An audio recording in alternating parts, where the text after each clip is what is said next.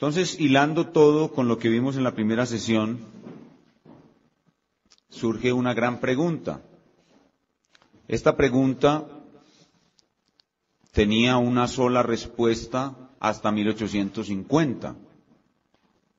Pero en 1850, con el dispensacionalismo, hay otra respuesta. Bueno, tenía dos respuestas, pero ahora con el dispensacionalismo aparece una tercera respuesta. Las dos primeras que existían eran muy similares, pero ahora aparece una totalmente diferente y tenemos entonces que revisar el asunto. ¿Qué relación hay entre Israel y la Iglesia? ¿Y por qué viene siendo tan importante este asunto? Lo primero que hace importante este asunto es la relación entre la Iglesia y las Escrituras del Antiguo Testamento. Si Israel y la Iglesia son totalmente diferentes y deben estar separados, como argumentan nuestros hermanos dispensacionalistas, entonces el Antiguo Testamento, por lo menos su mayoría, es para Israel. Y no tendrá mucho que enseñarle a la Iglesia de Cristo. Más bien para la Iglesia sería el Nuevo Testamento. Y todas las promesas del Antiguo Testamento hechas para Israel tendrían su cumplimiento exclusivamente en la nación de Israel y no en la Iglesia. Miren lo delicado que es no entender esto. Prácticamente se produce una mutilación de la utilidad de la palabra de Dios para la Iglesia de Jesucristo. Entonces debemos abordar este asunto por causa de la utilidad del Antiguo Testamento para la Iglesia. Y ustedes, ya les he comentado antes que ustedes escuchan pastores en nuestro tiempo flagrantemente diciéndole a la Iglesia: hermano, no lea el libro de Levítico. Es que el libro de Levítico es pura ley. Usted no encuentra nada útil para usted en el libro de Levítico. Y hay pastores que dicen así: el Antiguo Testamento es ley, la gracia está en el Nuevo.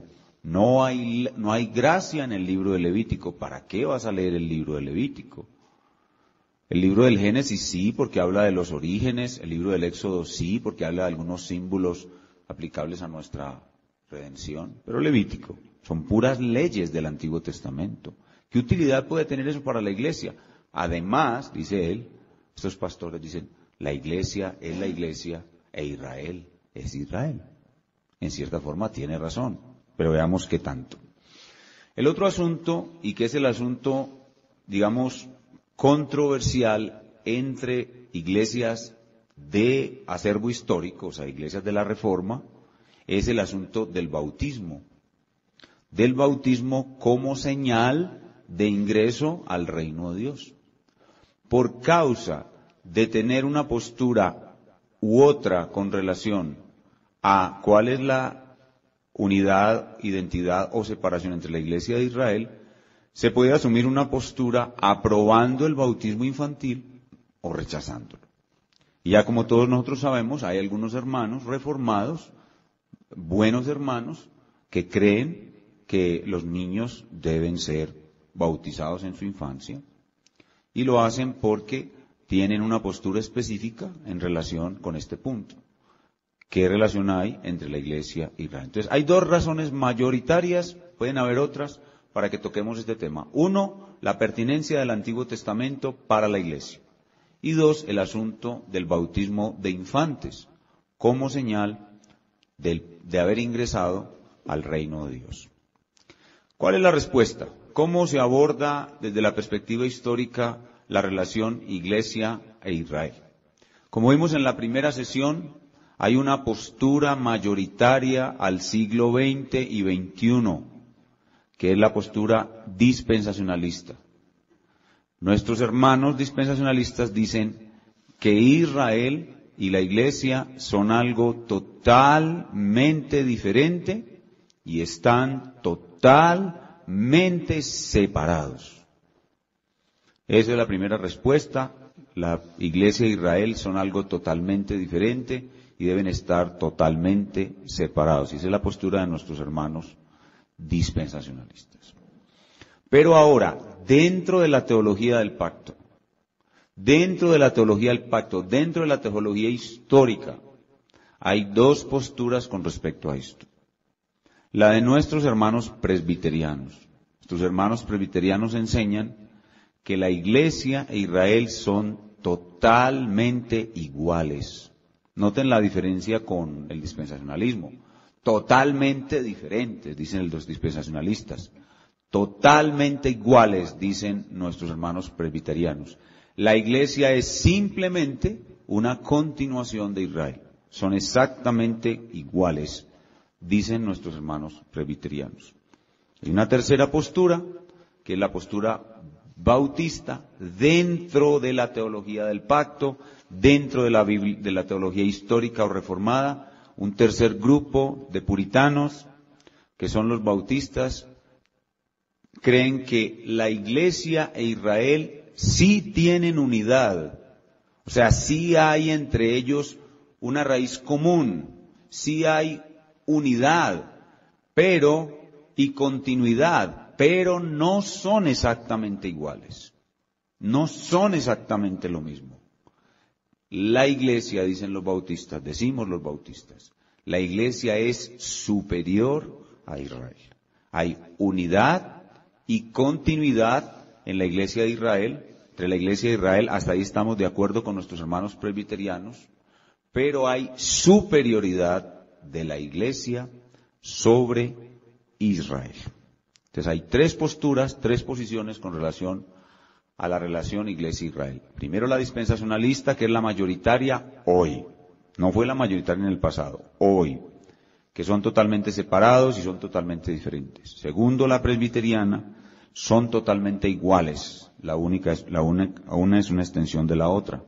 Y tres, la bautista, que sí son iguales, hay unidad, hay continuidad, pero la Iglesia es un desarrollo superior del plan de Dios y por tanto hay una superioridad de la Iglesia sobre el pueblo de Israel. Veamos brevemente cada uno. En primer lugar, la postura dispensacionalista. Una total separación entre la Iglesia e Israel.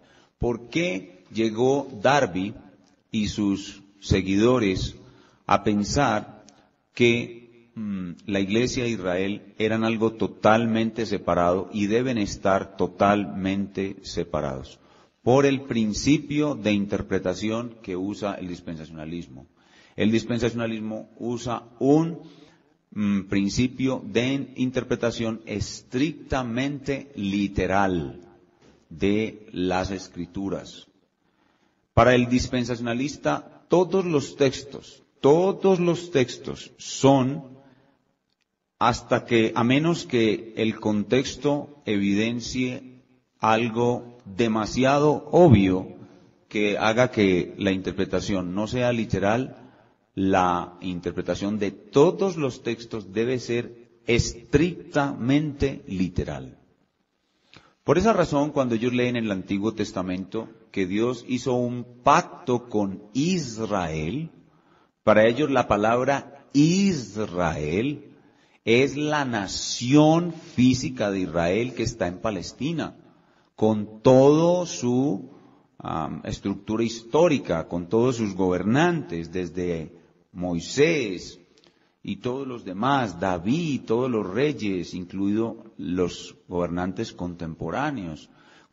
Para ellos, cuando la Biblia en el Antiguo Testamento dice Israel, se refiere a la nación de Israel, y para ellos todo lo que Dios diga de Israel en el Antiguo Testamento debe cumplirse en esa nación estrictamente.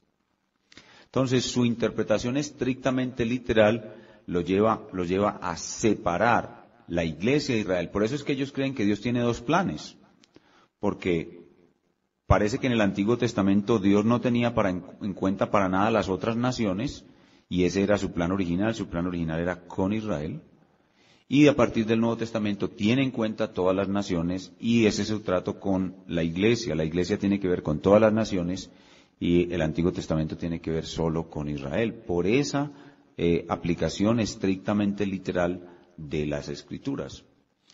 Pero en segundo lugar, también por su forma particular de dividir la historia de la redención. Recuerden lo que veíamos en la clase anterior, que ellos dividen la historia de la redención por dispensaciones. Las dispensaciones son períodos cerrados de tiempo, en los que Dios tiene un trato con una porción de la humanidad, y termina ese trato con esa porción de la humanidad, y cierra ese período, y abre otro período, y eso es lo que ellos llaman trazar correctamente la palabra de verdad. El dispensacionalista dice, eso es trazar correctamente la palabra de verdad, dividir correctamente la palabra de verdad, y es crear esos cajones donde Dios trata con una sección de la humanidad, deja ese trato atrás y continúa otro trato con otra porción de la humanidad, y así sucesivamente. Su forma particular de dividir la historia, pues hace que Israel y la iglesia estén separados. Dicen ellos, terminando el trato de Dios con Israel, termina por completo esa dispensación que ellos la llaman mosaica, y comienza una nueva dispensación que ellos la llaman eclesiástica o de la gracia. Y terminando la dispensación de la gracia, comienza otra dispensación que se llama milenial. Y así sucesivamente. Y su forma particular de dividir la historia de la redención los lleva a ser separacionistas. Es decir, a no colocar en la historia de la redención un hilo conductor y unificador, sino distintos segmentos del trato de Dios con la humanidad antes que un plan continuo que se va desarrollando progresivamente. Eso es lo que hace que ellos vean, o que Darby vea, o vio, que la Iglesia e Israel deben estar totalmente separados. Por ejemplo, donde dice que Dios promete algo a Israel, se tiene que referir a la nación de Israel literalmente. Y por tanto su cumplimiento debe esperarse para Israel solamente. En Jeremías capítulo 31, versículos 31 al 34, donde se habla del nuevo pacto, por primera vez se introduce en la historia de la redención el nuevo pacto. Ya había tenido su realización el pacto davídico, que es el último de los pactos del antiguo, el pacto davídico. Jeremías anuncia un nuevo pacto. Y en el texto leemos, aquí vienen días, dice el Señor, en que yo haré un nuevo pacto con la casa de Israel y con la casa de Judá. Entonces ellos en su interpretación estrictamente literal dicen que cuando el texto dice con la casa de Israel y la de Judá, debe ser con la nación física de Israel. Y por tanto, dicen los dispensacionalistas, ese pacto no se ha cumplido aún. Ellos dicen que ese pacto se va a cumplir en el milenio, a la nación de Israel. ¿Cuál es el problema con esto? El problema es que el Nuevo Testamento enseña que ese pacto ya se cumplió. Y se cumplió con la iglesia. En Mateo capítulo 26, versículo 28, cuando el Señor Jesús está tomando el pan de la Pascua y convirtiéndolo en el pan de la Santa Cena, ¿qué es lo que dice cuando tiene el pan en las manos? Esta es mi sangre del nuevo pacto. Obviamente, ¿a qué se está refiriendo el Señor Jesús ahí? Pues al que anunció Jeremías. Jeremías fue el que anunció ese nuevo pacto. Dice, esta es mi sangre del nuevo pacto. Lo mismo en 1 Corintios capítulo 11, el apóstol Pablo está hablando de ese nuevo pacto como algo que ya está en funcionamiento, algo que ya está activo. 1 Corintios 11, del 23 al 25. Porque yo recibí del Señor lo que también os he enseñado, que el Señor Jesús la noche que fue entregado tomó pan y habiendo dado gracias lo partió y dijo, tomad, comed, esto es mi cuerpo, que por vosotros es partido, haced esto en memoria de mí. Asimismo tomó también la copa, después de haber cenado, diciendo, esta copa es el nuevo pacto en mi sangre. Haced esto todas las veces que la bebiereis en memoria de mí. No puede ser más claro. No puede ser más claro. Y en 2 Corintios capítulo 3, versículos del 2 al 6, el apóstol Pablo dice de sí mismo que él y los apóstoles son ministros competentes de un nuevo pacto. O sea que el nuevo pacto ya está y no fue hecho necesariamente con toda la nación de Israel. La nación física de Israel rechazó a su Mesías, rechazó el pacto. En Hebreos capítulo 8, versículos del 6 al 8, Hebreos 8, del 6 al 8, leemos: pero ahora tanto mejor ministerio es el suyo, cuanto es mediador de un mejor pacto, establecido sobre mejores promesas, porque si aquel primero hubiera sido sin defecto, ciertamente no se hubiera procurado lugar para el segundo, porque reprendiéndoles dice: he aquí, vienen días, dice el Señor, en que estableceré con la casa de Israel y la casa de Judá un nuevo pacto. O sea, ahí vemos claramente que los apóstoles consideraban que lo que el Señor Jesús hizo era el cumplimiento de la promesa del profeta Jeremías, que había dado originalmente para la nación de Israel, está siendo cumplida en un nuevo Israel. Ahora hay un nuevo Israel. Y ellos se consideran parte de ese nuevo Israel, y ellos se consideran partícipes de ese nuevo pacto. Entonces, esta postura es una postura totalmente antibíblica. Pero eso es lo que creen nuestros hermanos dispensacionalistas. Ahora, todo el que cree en la escatología dispensacionalista no estaría de acuerdo con esto. La cuestión es que el dispensacionalismo es conocido parcialmente. Y lo que más se conoce del dispensacionalismo es su escatología. Pero estas cosas del dispensacionalismo no se conocen bien.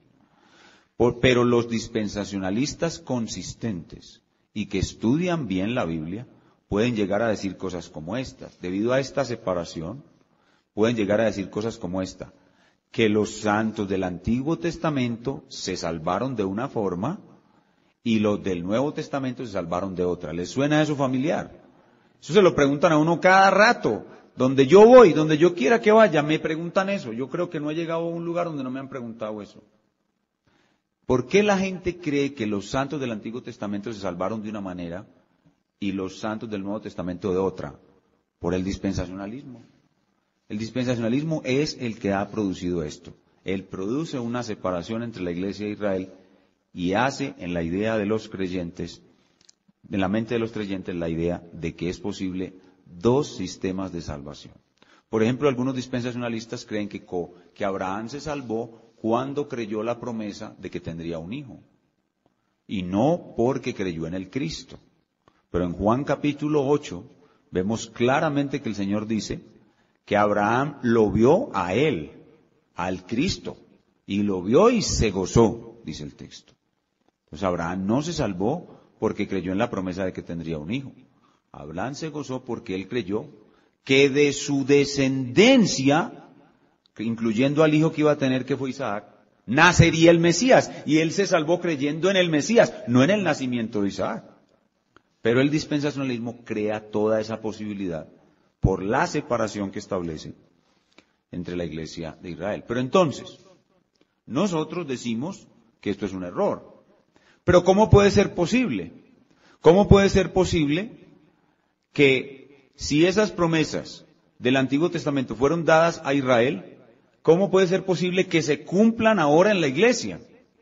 Hay dos formas de responder a eso. Primero, las promesas hechas a Israel se pueden cumplir en la Iglesia porque el núcleo de la Iglesia fue y es el remanente elegido de la nación de Israel. O sea que la primera iglesia, ¿cómo fue? Fue una iglesia judeo-cristiana. Es decir, el nuevo Israel es resultado de una poda. Cuando Moisés dice en Deuteronomio, no me acuerdo ahora el texto, 18 creo que es: profeta os levantará el Señor vuestro Dios como a mí. El que no hiere a tal profeta será cortado de su pueblo. Reafirma Esteban en Hechos 7, cuando está dando el discurso ante los judíos que no creyeron. Entonces, levanta el profeta y el que no escuche a ese profeta será cortado de Israel. Entonces aquí tenemos a todo Israel. Llega el profeta y comienza el profeta a predicar. ¿Qué dice la sentencia de Moisés? El que no oiga al profeta será cortado del pueblo. Cuando Jesucristo termina su ministerio, Israel está dividido en dos partes. 500 personas creen al profeta. Y vamos a suponer que son 6 millones de judíos. 5.900.500 no creen. ¿Qué sucede según la profecía de Moisés? Que Israel es cortado y divide en dos partes, 500 y 5.900.500. ¿Cuál de esos dos fragmentos es Israel? Los 500. ¿Los otros fueron qué? Podados, cortados. Entonces, ¿dónde está Israel? ¿En la nación de Palestina o en los 500 que creyeron en el Mesías? Los 500. Entonces, ¿qué pasa con las promesas del Antiguo Testamento? Se cumplen en los 500. Y por eso es que cuando el apóstol Pedro habla sobre Pentecostés en Hechos capítulo 2, ¿qué dice? Estos no están borrachos. Este es el cumplimiento de lo dicho por el profeta Joel. ¿En quién se está cumpliendo lo que dijo Joel? ¿En los 500 o en los 5 millones? En los 500. ¿Dónde está Israel? La pregunta es, ¿dónde está Israel? Entonces, ¿dónde se cumplen las promesas de Dios? En Israel, pero en el nuevo Israel. El otro Israel quedó siendo un desecho raquítico, lánguido, sin vida, que de Israel no tiene sino el nombre. Pero el verdadero Israel es la iglesia. Verdadero Israel es la iglesia. Y por eso las promesas del Antiguo Testamento son nuestras. Cuando usted lee todas las promesas del Antiguo Testamento son suyas. Porque usted es Israel, usted es hijo de Abraham, solo que no por el linaje, sino por la fe. Pero las promesas son suyas. Ahora, la otra forma como se cumple esto, y esto lo vimos muy lindo con el hermano Daniel, la otra forma como las promesas del Antiguo Testamento se cumplen en el Nuevo Israel es porque la cabeza de la iglesia fue y es el Mesías de Israel. Y esto es maravilloso y yo quisiera que ustedes profundizaran esto un poquito más. El hermano Daniel lo dijo. Cristo es Israel.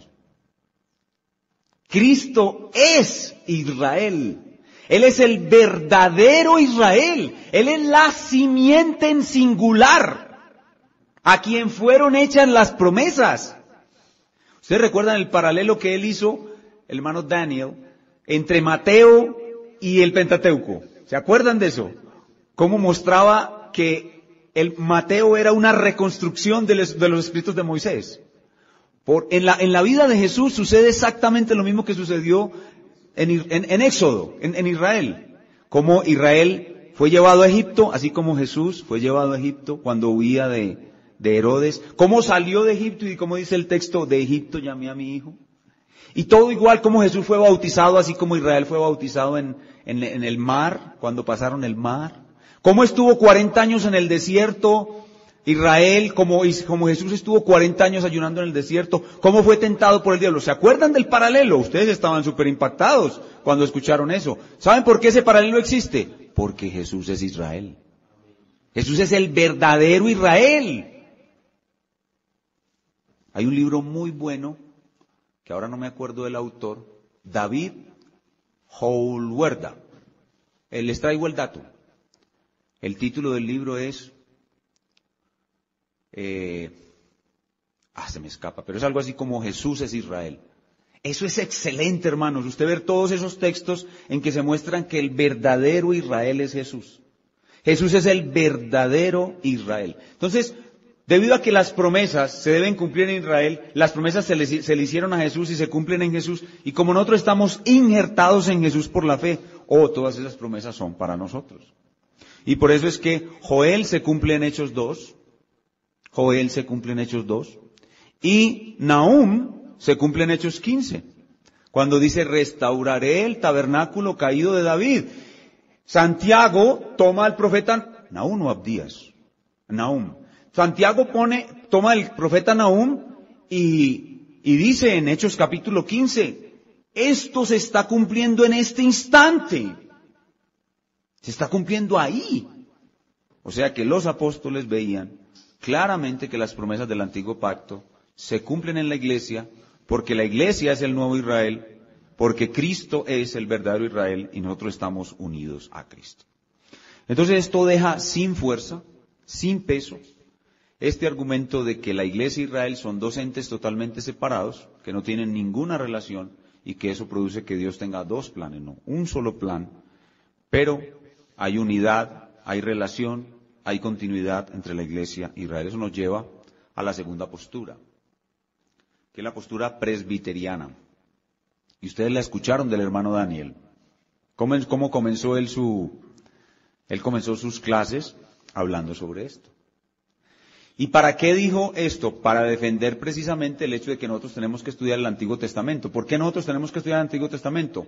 O porque Israel y la iglesia tienen una relación. Hay unidad y continuidad entre la iglesia e Israel. Pero el presbiteriano va más allá y dice que la iglesia e Israel son totalmente iguales. Y estos son sus argumentos.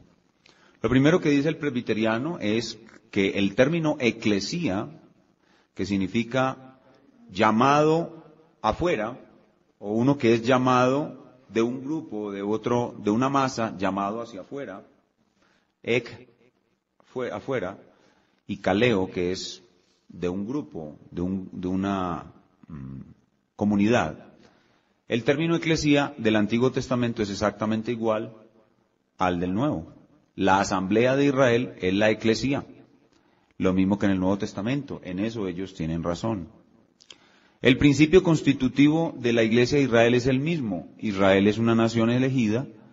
La iglesia son elegidos de toda nación, tribu, pueblo y lengua. O sea que su principio constitutivo es el mismo.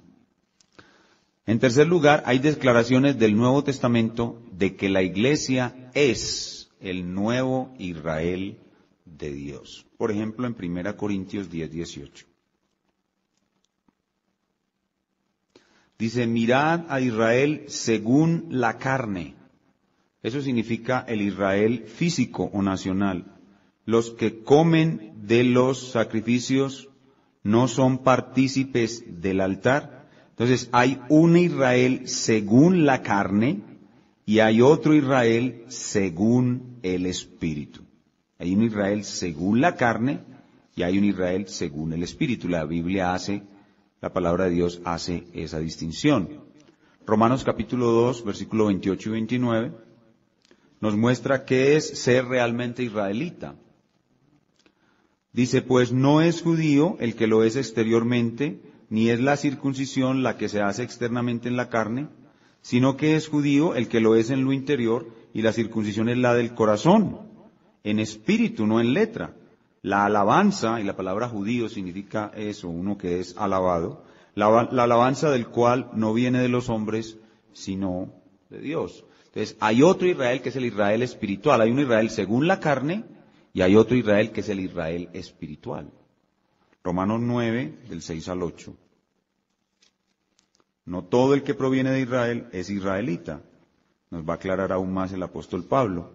Romanos 9, 6 dice, no que la palabra de Dios haya follado, porque no todos los que descienden de Israel, o sea, son hijos de Jacob, son israelitas, ni por ser descendientes de Abraham son todos hijos, sino en Isaac te será llamada descendencia. Esto es, no los que son hijos según la carne, Israel según la carne, son hijos según la promesa. No los que son hijos según la carne son los hijos de Dios, sino los que son hijos según la promesa son contados como descendientes. Porque la palabra de la promesa es esta, por este tiempo vendré y Sara tendrá un hijo. Y en Filipenses capítulo 3, versículo 3, se muestra claramente que hay una circuncisión verdadera, que es la circuncisión del corazón. Dice, porque nosotros somos la circuncisión, los que en espíritu servimos a Dios y nos gloriamos en Cristo Jesús, no teniendo confianza en la carne. Entonces esto muestra claramente que hay unidad, que la iglesia e Israel tienen el mismo principio constitutivo, que son dos pueblos que tienen unidad por tener estas características muy similares.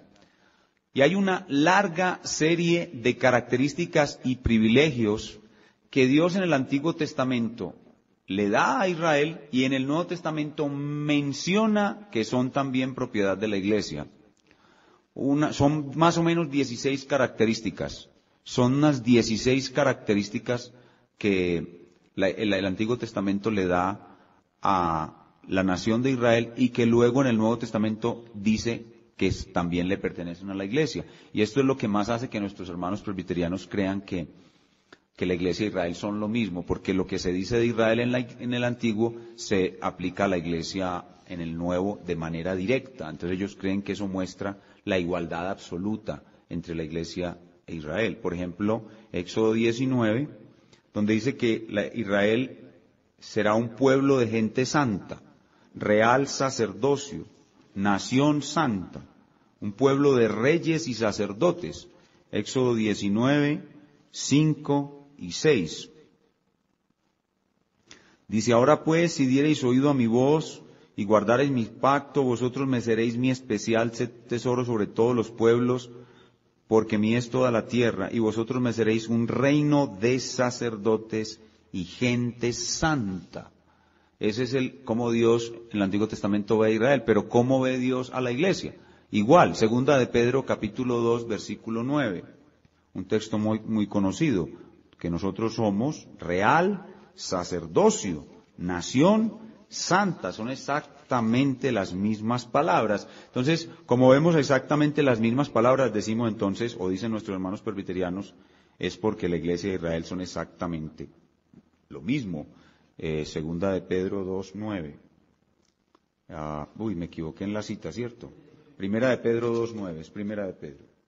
Primera de Pedro 2:9 dice, mas vosotros sois linaje escogido, real sacerdocio, nación santa, son lo mismo. Entonces dicen, y así hay otras 16 características, que son así paralelas, directas la una con la otra. Entonces eso hace que nuestros hermanos y continúen argumentando que la iglesia de Israel son exactamente iguales. Otro argumento que ellos usan es la analogía que el apóstol Pablo usa en Romanos capítulo 11, hablando de el olivo. El apóstol Pablo está mostrando que el olivo, el árbol que simboliza la historia de la redención, tiene una raíz. Esa raíz es Abraham. Tiene un tronco que son Moisés y los profetas, y tiene unas ramas que son todas las obras de Dios realizadas hasta Cristo. Y cuando llega el Cristo, dice que las ramas naturales son desgajadas, cortadas, y las ramas silvestres son injertadas contra naturaleza en el buen olivo. Entonces nuestros hermanos dicen, mire, es que no son dos pueblos, es un solo pueblo, porque es un solo árbol. Es un solo árbol, entonces es un solo pueblo. Entonces la iglesia e Israel son lo mismo, pero nosotros veremos luego que, a pesar de que es un solo árbol, no necesariamente son iguales, a pesar de que hay continuidad, sí hay unidad, sí tienen mucha semejanza, pero la iglesia viene a ser superior a Israel, enseguida veremos por qué. Y el último argumento es Efesios 2, del 11 al 19. Es un pasaje muy, muy importante. Este pasaje, pues, es bueno para ellos, para defender su postura, pero es bueno para todos, para negar el dispensacionalismo. Este pasaje es clave para todos los que creemos la teología del pacto, porque este pasaje niega de una manera sencilla el dispensacionalismo, de una manera muy clara. Efesios 2:11. Por tanto, acordaos de que en otro tiempo vosotros, los gentiles en cuanto a la carne, erais llamados incircuncisión por la llamada circuncisión hecha con mano en la carne. En aquel tiempo estabais sin Cristo, alejados de la ciudadanía de Israel y ajenos a los pactos de la promesa, sin esperanza y sin Dios en el mundo. Pero ahora, en Cristo, o sea, unidos a Cristo, unidos en Cristo Jesús o unidos a Cristo Jesús, vosotros que en otro tiempo estabais lejos, habéis sido hechos cercanos por la sangre de Cristo, porque Él es nuestra paz, que de ambos pueblos hizo uno. Miren, no son dos planes. La iglesia de Israel no están separadas. De ambos pueblos hizo uno. Recuerden, los 500 que fueron cortados son Israel. Y a esos 500 él injertó la gran masa gentil. Ese es el nuevo Israel. De esos dos pueblos desechó a los 5 millones y cogió a los 500 y los estableció como un nuevo Israel, y ahí injertó una gran cantidad de gentiles, y esos dos pueblos, judíos y gentiles, ahora son uno. No son dos planes, es uno solo, no son dos pueblos, es uno solo. De los dos pueblos hizo uno, derribando la pared intermedia de separación, lo cual obviamente era la ley ceremonial, aboliendo en su carne, es decir, con su muerte, las enemistades, la ley de los mandamientos expresados en ordenanzas, o sea, la ley ceremonial, para crear en sí mismo, o sea, en Jesucristo, en Él, de los dos, un solo y nuevo hombre, haciendo la paz entre judíos y gentiles, y mediante la cruz reconciliar con Dios a ambos en un solo cuerpo, matando en ella las enemistades. Y vino, ¿quién vino? Jesucristo, y anunció las buenas nuevas de paz a vosotros que estabais lejos y a los que estaban cerca, porque por medio de él, los unos y los otros, tenemos entrada por un mismo espíritu al Padre. Así que ya no sois gentiles, ya no sois extranjeros y ellos judíos, no. Así que ya no sois extranjeros ni advenedizos, sino conciudadanos de los santos y miembros de la familia de Dios. Este pasaje es el pasaje más claro y potente del Nuevo Testamento para contradecir la división y la separación dispensacional. Entonces nuestros hermanos presbiterianos lo usan como parte de su argumento para mostrar que la iglesia de Israel son lo mismo. Pero realmente el pasaje muestra que son lo mismo. Lo que muestra el pasaje es que con los dos se hizo una cosa totalmente nueva, pero no que son exactamente lo mismo. Entonces, cuando se mantiene la idea de que son exactamente lo mismo, ¿qué es lo que se está tejiendo? Al decir que la iglesia es igual a Israel, se admiten que las condiciones del antiguo pacto, en las que se permitía que personas inconversas llevaran la señal del pacto, es decir, la circuncisión, de esa misma manera los hijos de los creyentes recién nacidos, que no son creyentes, pueden también llevar la señal del pacto, que es el bautismo. Entonces, ese es el argumento de nuestros amados hermanos presbiterianos. Ellos dicen que debido a que la iglesia e Israel son lo mismo, para ellos prácticamente el pacto abrahámico y el nuevo pacto son lo mismo, entonces lo único que hay que hacer es cambiar la señal. La señal del pacto antiguo, del pacto abrahámico, es la circuncisión. La señal de introducción al nuevo pacto es el bautismo. Entonces intercambiamos la circuncisión por el bautismo. Y como Israel y la iglesia son lo mismo, las condiciones del pacto antiguo con Israel era una población mixta. Ustedes recuerdan la insistencia del hermano Hoffman de que en Israel había extranjeros y que esos extranjeros eran circuncidados y que esos extranjeros tomaban la Pascua. Entonces, esa condición mixta de un pueblo mixto bajo el pacto, creyentes y no creyentes compartiendo la misma señal, es lo que ellos ven cuando dicen que la iglesia e Israel son lo mismo. Es decir, que si la iglesia e Israel son lo mismo, tenemos creyentes e incrédulos bajo el pacto recibiendo la misma señal. Y por eso es que los hijos de los presbiterianos son bautizados cuando nacen, porque son parte del pacto, nacen bajo el pacto, nacen bajo la cobertura del pacto y por eso deben llevar la señal del pacto. Entonces, la igualdad entre iglesia e Israel permite a nuestros hermanos presbiterianos, de una manera teológica, bíblica, sólida, es un argumento sólido, ellos lo manejan muy bien y lo creen muy bien, y es totalmente respetable y nosotros lo respetamos, pero nosotros no lo compartimos. por una sencilla razón. Si bien nosotros creemos que la Iglesia e Israel son iguales, o sea, hay unidad entre ellos, son la misma matriz, son la misma raíz, son el mismo plan, son un solo plan, la Iglesia e Israel no son exactamente iguales. Hay diferencias entre ellos. Si bien hay igualdad, también hay diferencia. Y esa es la postura bautista. La postura bautista, y esto no es nuevo, esto es del siglo XVII. Esto fue lo que hizo que la Confesión de Westminster no fuera aceptada uniformemente por todos los puritanos, sino que entre 1648 y 1677 hubo un silencio de los hermanos que no creían que la Iglesia e Israel eran lo mismo. Y en 1677 ellos manifestaron por razones políticas, ya con por conveniencia para la paz del país, los puritanos bautistas manifestaron su desacuerdo con sus hermanos presbiterianos y establecieron la Confesión de Fe de Londres de 1677 y luego confirmada en 1689. ¿Por qué? Porque estos hermanos veían que la Iglesia e Israel no son exactamente lo mismo. Son iguales en mucho, pero hay también diferencias entre ellos. Entonces, el puritano bautista decía, tienen unidad, pero no son exactamente lo mismo.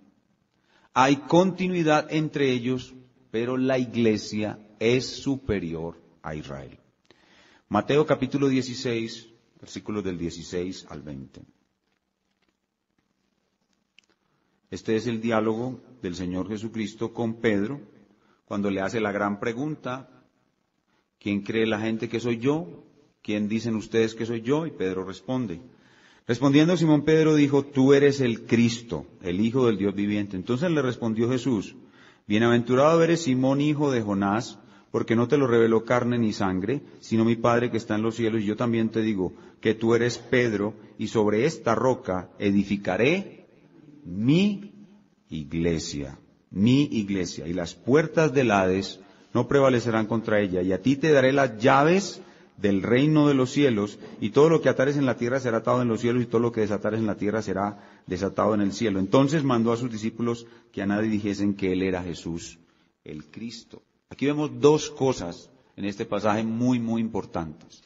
Dos cosas muy importantes que son fundamentales para la postura bautista. Uno, que el Señor dice, y sobre esta piedra edificaré mi iglesia. Él está hablando de un fundamento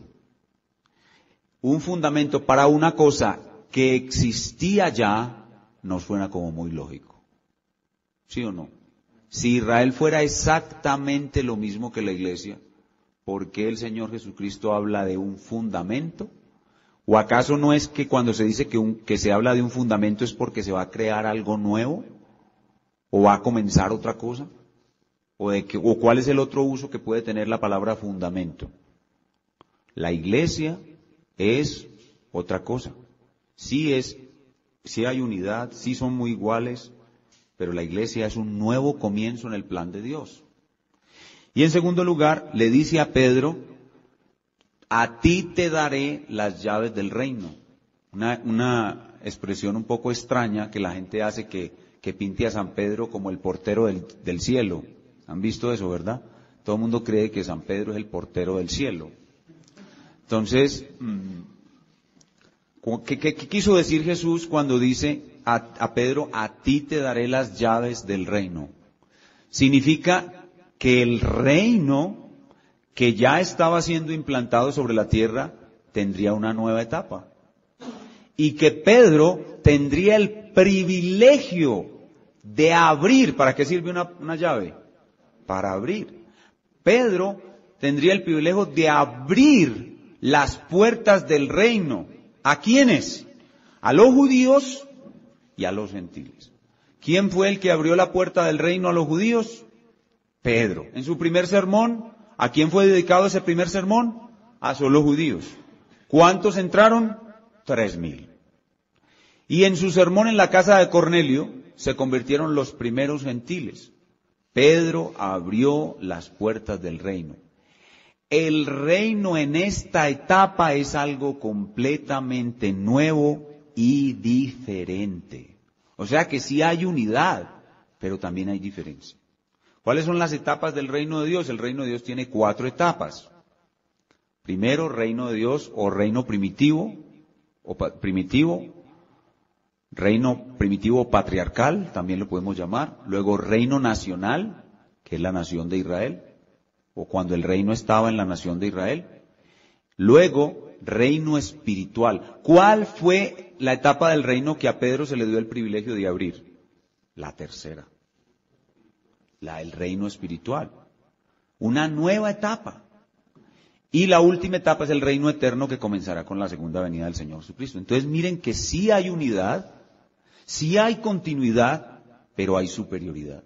Estamos en una nueva etapa del reino de Dios, que tiene un nuevo fundamento, el cual es Cristo. Ahora, ¿Cristo está enraizado en los apóstoles, profetas, en Abraham? Sí, claro.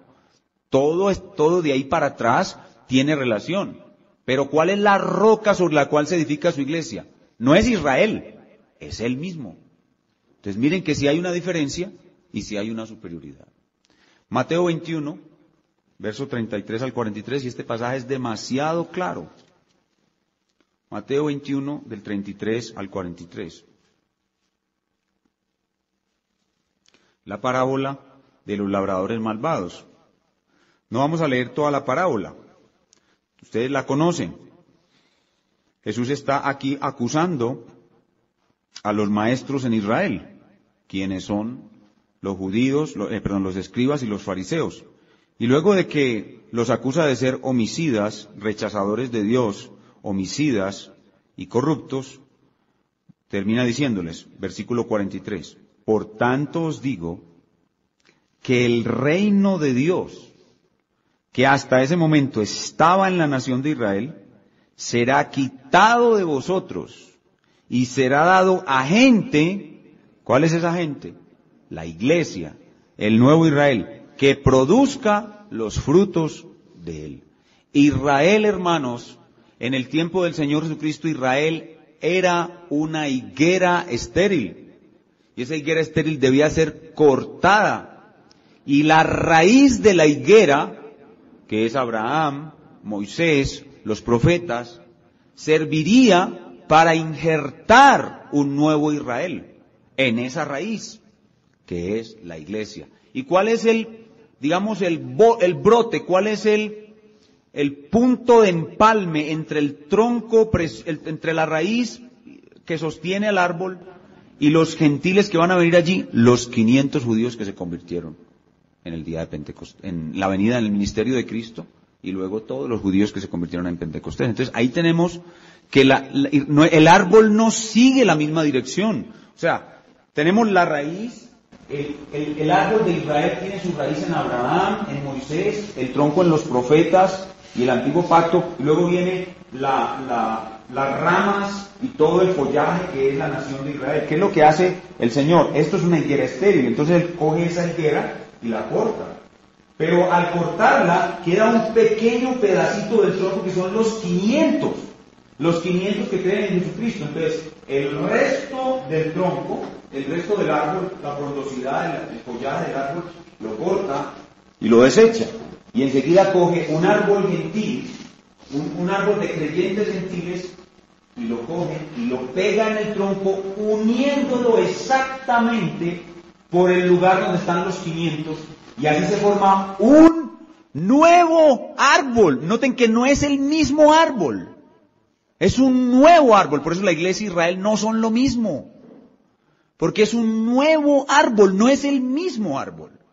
Por eso no se le puede dar el mismo trato al pacto abrahámico que al nuevo pacto, aunque ellos están unidos, aunque ellos están entrelazados, aunque ellos tienen dependencia, unidad, progresión, no son lo mismo. Es un nuevo árbol. Y eso hace que nosotros no podamos aceptar el postulado presbiteriano del bautismo de los niños.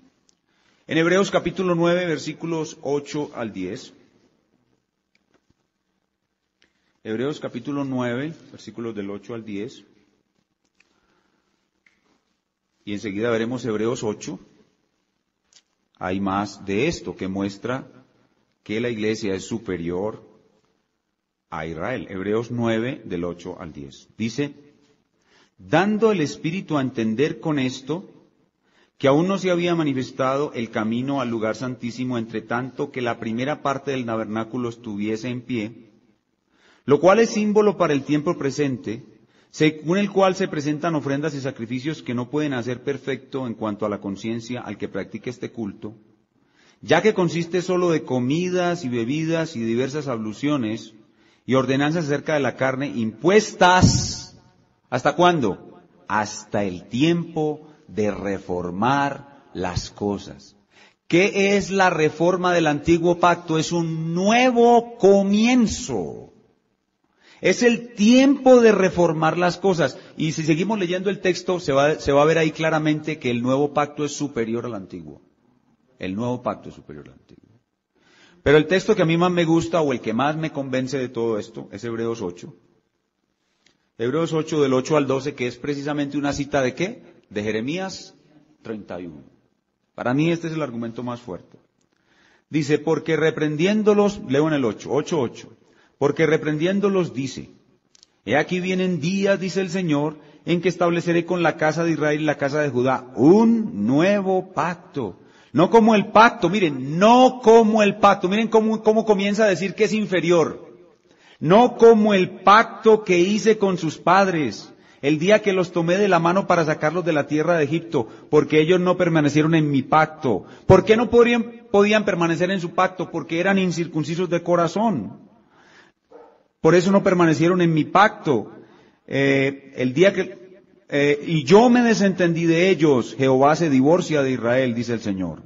Por lo cual, este es el pacto que haré con la casa de Israel después de aquellos días, dice el Señor.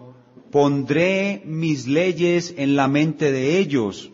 Ahora ellos sí pueden obedecer. Y sobre su corazón las escribiré. Esto es el nuevo nacimiento. Y ahora miren la promesa preciosa de todos los pactos. Y seré a ellos por Dios, y ellos me serán por pueblo. ¿Será Dios por Dios a toda la nación de Israel cuando cortó a esos 5 millones y a los herederos de esos 5 millones? No.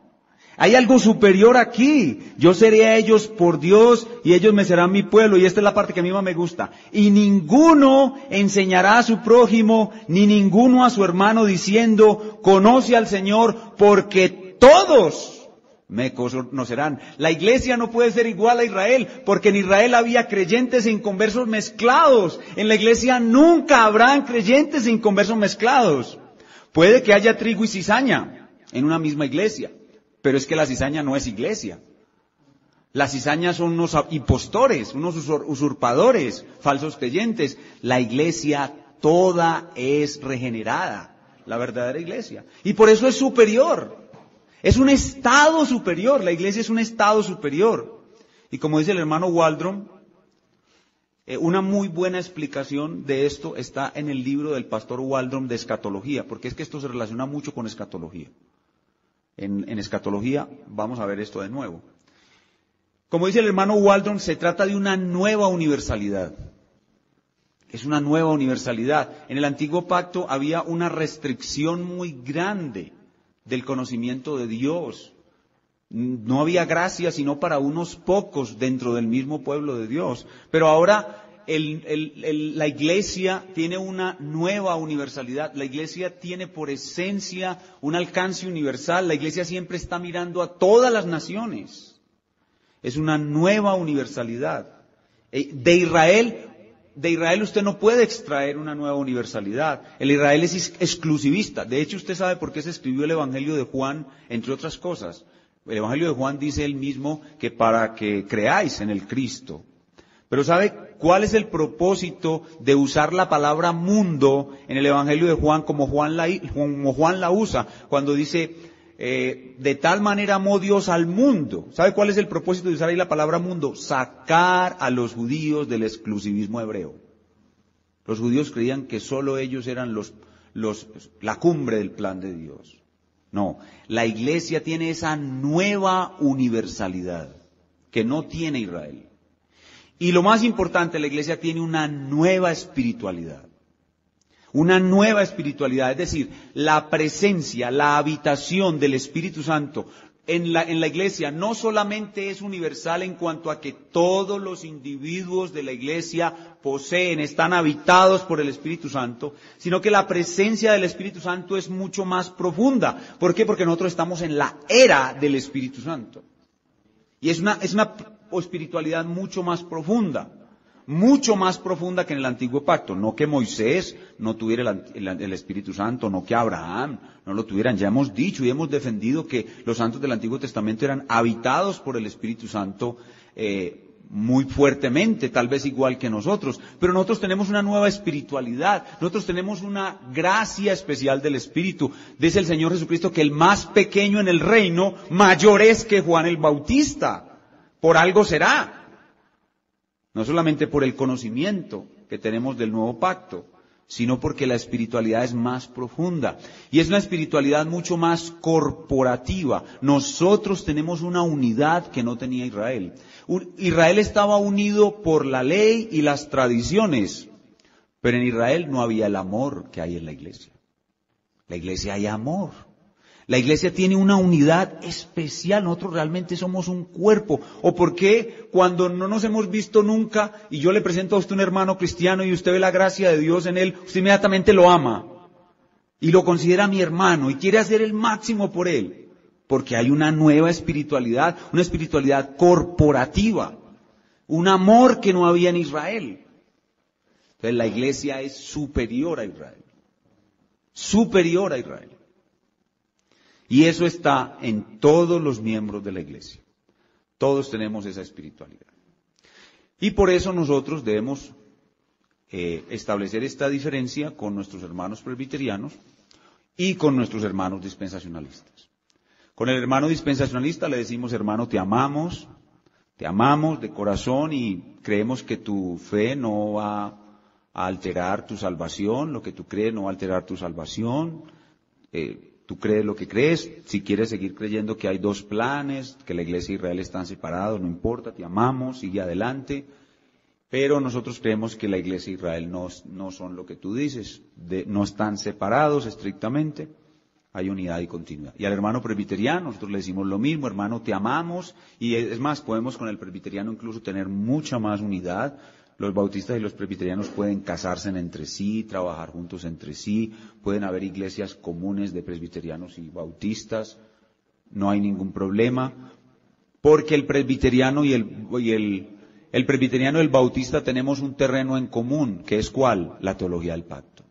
Nosotros tenemos la misma fe de la teología del pacto. ¿Solo cuál diferencia? Que el hermano presbiteriano cree que la iglesia y Israel son iguales y el hermano bautista cree que la iglesia es superior a Israel. Esa es la única diferencia. Como implicación de su fe, el hermano presbiteriano va a bautizar su niño. Nosotros le decimos, hermano, tranquilo, bautice su niño, no hay ningún problema. Si usted es presbiteriano y se casa con una bautista, le da un somnífero por la noche a su esposa y por la mañana se levanta rapidito y va, lo bautiza y vuelve con él de la iglesia para que su esposa no se dé cuenta. Y así se soluciona el problema. Y su esposa lo va a seguir queriendo igual, y el niño bautizado va a ser salvo si Dios lo eligió. El bautismo no lo va a salvar. Si va a ser salvo, va a ser salvo porque Dios lo eligió, no por el bautismo. El hermano presbiteriano tiene muy claro eso. Para él el bautismo es simplemente un símbolo de estar en la comunidad del pacto. Y eso nosotros le respetamos eso al hermano presbiteriano. Así que esto, en vez de crear diferencia entre nosotros, crea amor, aceptación, y podemos seguir adelante conviviendo en la diferencia, tanto con el dispensacionalista como con el presbiteriano, porque este es un artículo de la fe de carácter secundario, que no altera para nada nuestras fuertes convicciones doctrinarias. Hermanos, esto era todo lo que yo les tenía que decir con respecto a la relación Iglesia-Israel.